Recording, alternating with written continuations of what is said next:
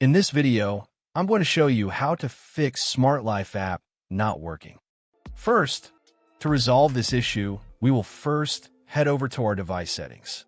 From here, scroll down and tap on General. Once you're in the General Settings tab, look for iPhone Storage option and tap on it.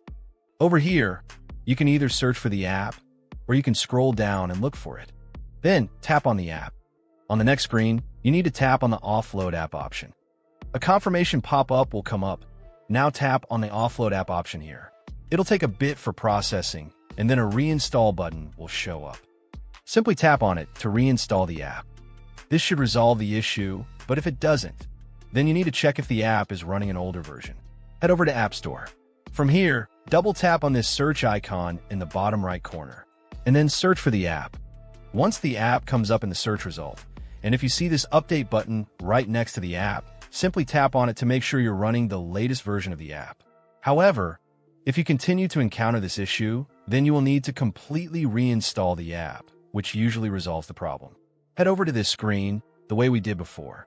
And over here, tap on the Delete App option here to uninstall the app from your device. A confirmation pop-up will come up. Now tap on the Delete option here. Once uninstalled, open up App Store and search for the app in the search bar. After the app comes up in the search result, simply click on this cloud icon to install it back onto your device.